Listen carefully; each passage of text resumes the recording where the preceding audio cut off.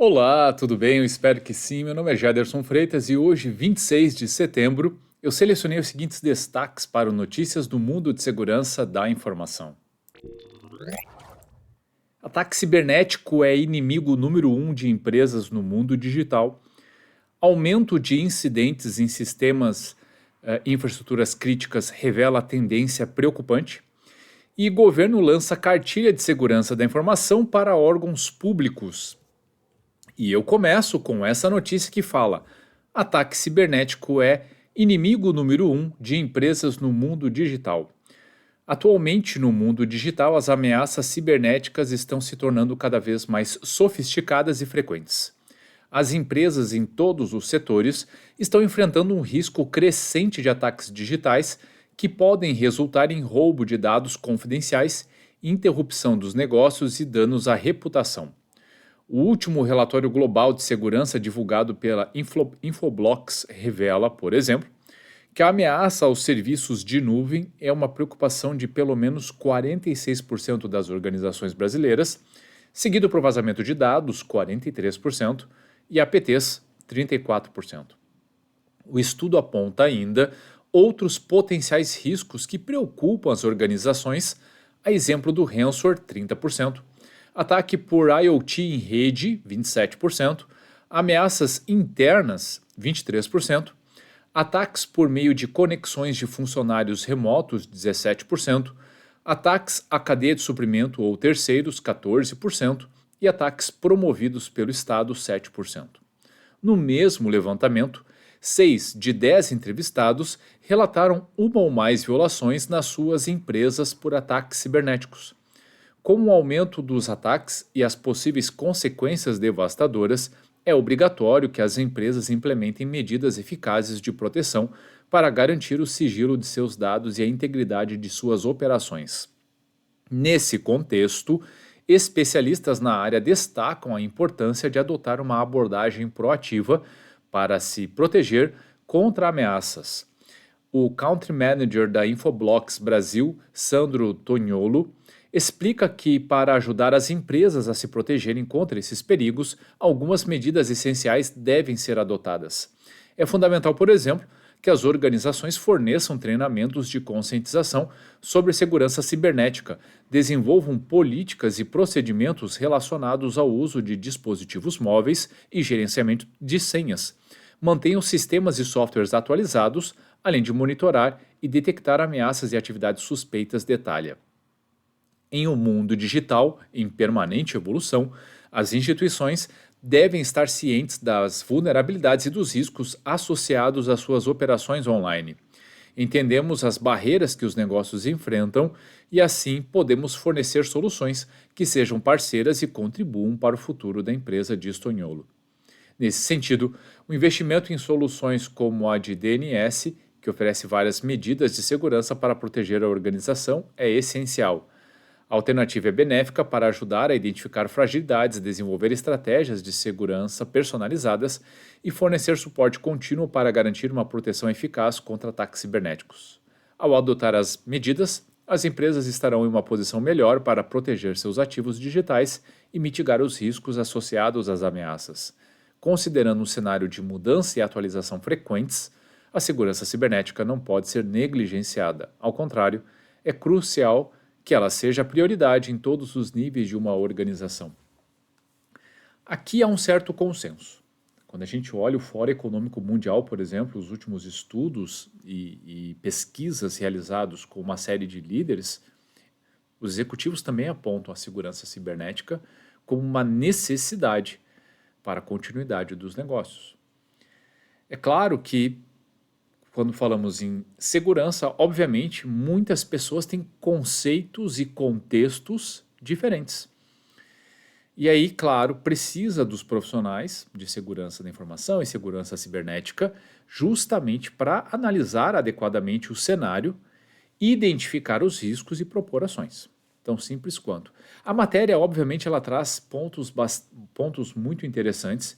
Primeiro, ressaltando um ponto que geralmente é negligenciado nas pesquisas, que são as ameaças internas, vindas de colaboradores internos. E nesse caso, 2 pontos da pesquisa citaram tanto o que diz respeito ao colaborador, sendo propriamente uma ameaça, por erros operacionais ou simplesmente por querer, né, ter interesse em fazer o mal, e suas conexões também, que é um outro ponto que com o trabalho remoto acabou gerando uma série de riscos. A verdade é que não existe uma receita única para garantirmos um bom nível de segurança. Agora, dicas existem, boas práticas existem. Se todo mundo tivesse realmente interesse e com foco em fazer o básico muito bem feito, certamente estaríamos num outro nível de segurança e com um ecossistema muito mais seguro, passando por muito menos incidentes do que temos passado ultimamente. Aumento de incidentes em sistemas e infraestruturas críticas revela tendência preocupante. Pesquisas recentes indicam que 60% dos ataques cibernéticos contra o setor industrial são conduzidos por atores afiliados a estados e frequentemente habilitados, mesmo que inadvertidamente, por pessoal interno. Esses dados corroboram outras pesquisas que mostram um aumento no volume e na frequência de incidentes de cibersegurança em sistemas de controle industrial e tecnologia operacional, especialmente contra infraestruturas críticas como produtores de energia. Infraestruturas críticas de energia, manufatura, tratamento de água e instalações nucleares estão entre os tipos de indústrias frequentemente atacadas. A expectativa é que regulamentações e padrões mais rigorosos para relatar ataques cibernéticos se tornem comuns, fornecendo insights valiosos sobre a natureza e a gravidade dos ataques.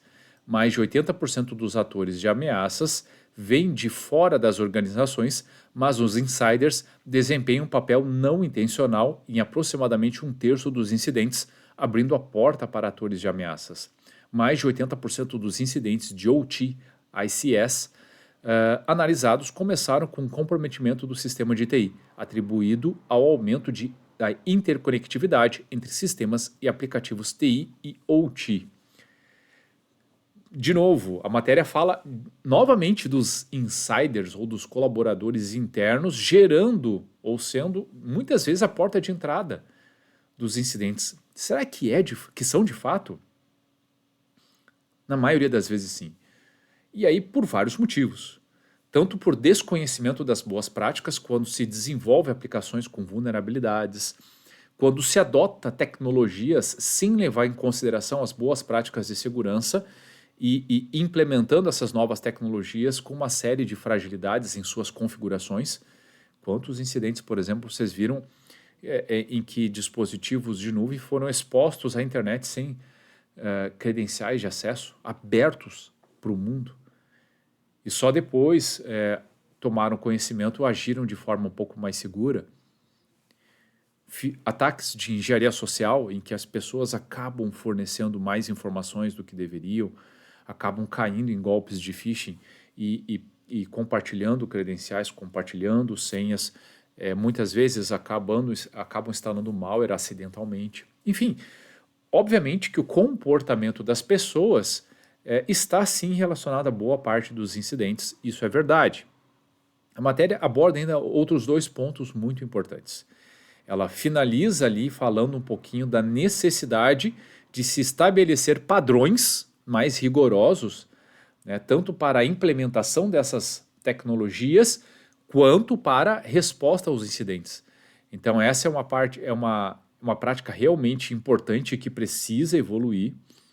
E o outro ponto que a matéria fala é justamente dessa necessidade de se regulamentar. Que ao definir padrões, isso seja, eu vou usar a palavra imposto, mas talvez não seja a melhor palavra, mas é justamente colocado, né, criados padrões e realmente exigir das indústrias e demais empresas que de fato adotem essas boas práticas.